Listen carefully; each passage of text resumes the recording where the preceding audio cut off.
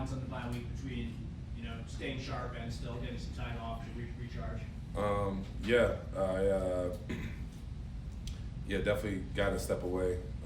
14 weeks straight at 1 o'clock definitely takes a little bit of a toll on you. But it was good, step away, spend some time with my family. Still got a chance to get a couple workouts in. Still got a chance to get some treatment in to, help, correct a couple of injuries that's been lingering throughout the season. But definitely, locked and ready to finish this back half of the season. How do you balance the stakes of this game with it being just 1-4 down the stretch? The reality of the situation is we've been in a lot of tough situations this season where, it was our time to win. Just kind of don't make it too big of a deal, but understand what's at stake. Obviously, we got a talented team we're going up against in a tough environment, so just making sure you're prepared and you're ready, to take whatever challenges that come to you. So. When you're in an offense like this that gets rid of the ball so quick, it's kind of like hard to get to the quarterback. How do you counter that? Is it about swarming to the ball? I'm always curious about how you counter a really quick passing attack. I think you do that, throwing a Rolodex of coverages at them, give them a couple different looks. When the offense is expecting to get the ball out quick, when that first read's not there and then the second one's not there, you're kind of out of luck. The O-line's not even expecting to block too long. That's typically when you get a quarterback flustered, get them out of rhythm. Challenging the receivers at the line of scrimmage is also another way to kind of get them off the rhythm, get them off of timing, and making sure they earn them. When you got an offense that just wants to dink and dunk you to death, sometimes forcing them to act out of character, puts them in an uncomfortable position. They'll put the ball in tough places. So you guys said kind of don't make it too big of a. You said kind of not to make too big of a deal. It's not going to make too big of a deal, but I was wondering where's this game for regular season games? You've been in a lot of games. It seems on paper this is as big as anything you've been in. I definitely would say. I guess it is a big game. At this season, obviously, everything in front of us, but. To climb a mountain, you just got to take one step at a time. I know what's at stake. I know what everything that comes with it. When I say not make it big of a deal, I'm not saying like I don't understand the importance. I don't understand everything that comes with it. But for myself, it's just a game. My preparation and how I approach playing the game every week is always at the highest level as I possibly can. Now with a week off and a little bit more on the line, I am trying to give a little bit more of myself to it, but. That being said, it's my job to go out there and lead the troops and go get a victory.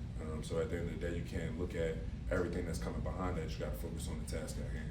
So when you talk about, as you mentioned, been a massive game, and Shane mentioned you guys, you know where you are on this team and things like that.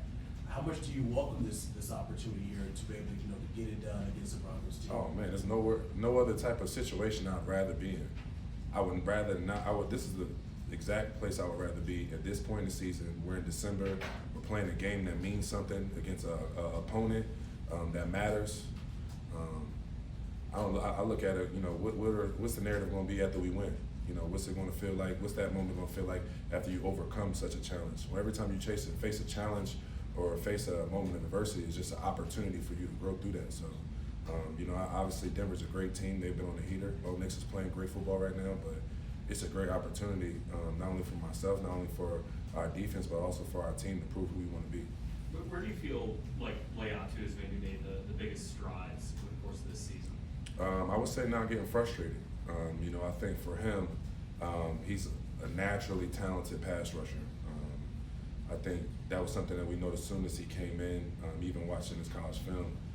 He could win one-on-ones with really the best in the league. But in the NFL, you win a couple one-on-ones, you don't get one-on-ones anymore.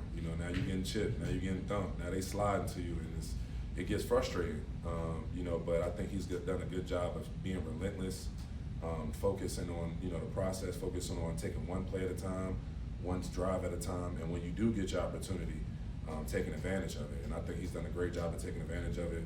As you can see, a couple strip sacks he's had, and he's learning different ways to affect and change the game, which I think is great for our defense.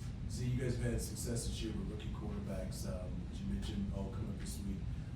Give me your assessment as yourself and the defensive unit as you prepare for another rookie this week. I think Bo. I think he's playing at a high level. I think he's He is a very firm grasp of the offense. I don't think it's much of a learning curve for him as much as you kind of see with other young quarterbacks. He seems very sure of himself. He knows where he's want to go. He knows the decision he wants to make. I think his receivers are doing a great job of making plays for him and helping him out and making plays at space. They got a really talented offensive line who's athletic and physical, and they got running backs that run downhill. I think their offense is, and obviously Sean Payton is one of the best play callers in the league. So it's definitely going to be a good challenge for us, but we're looking forward to it. You sense any? You always obviously talk about being in Denver, the elevation, things like that. And, the oxygen. Is it more mental, or were you sharing a couple messages to the guys here about going into the Broncos and surviving?